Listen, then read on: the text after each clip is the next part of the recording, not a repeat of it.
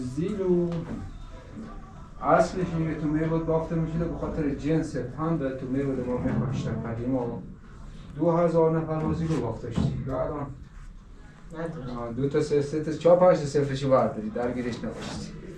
خب زیلو پنبه الکتریسته آلرژی پرز نداره تابستون خنکه یه چیز قدرتمندیه. ما زیلو داریم 800 سال 900 سال مثال چیش هم نمیشه.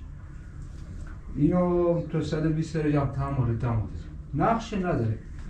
بندایی که ما بالا جا به جا میکنیم نقشه بیش میدیم، یعنی فرمول داره. بستن اینا یکم پیچیده. تمام این بندا اس داره، سفید جو سیاه جو، مجه پایین بر مجه پایین بر مجه میونه پایین مجه میون بر مجه میونه بالا بر مجه بالا مجه بالا مداخل پایین مداخل میون مداخل بالا. اینا 12 تا بند الان تو این نقشه کار شده. نقشه داره مثلا 18 تا داره، نقشه داره 26 تا داره، نقشه داره تا 120 تا بند.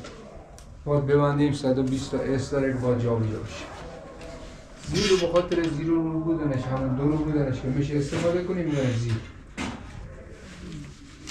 یه خواص طبی خیلی عجیب غریب داره، الکتریسیته جذب میکنه.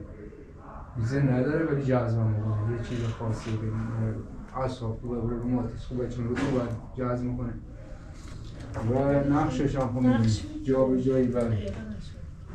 نزدیکاً 189 نقش داره. الان این چله که ما هست این 35 تا نقش تو همین چله میشه درش بیاره.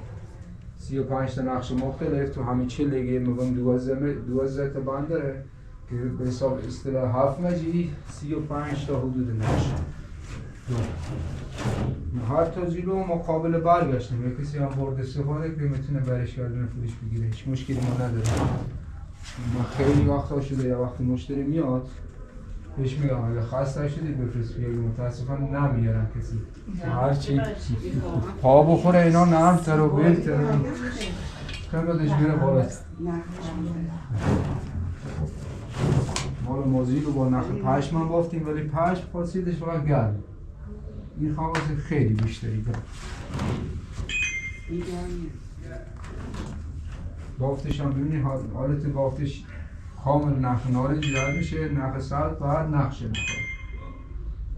هیچ فرش اینجوری بافته نمیشه. هیچ فرش اینجوری نیست. من موقع بگید راحت بشه. یادتون میدم ببافید اگه خواستید. شاگردم دارید.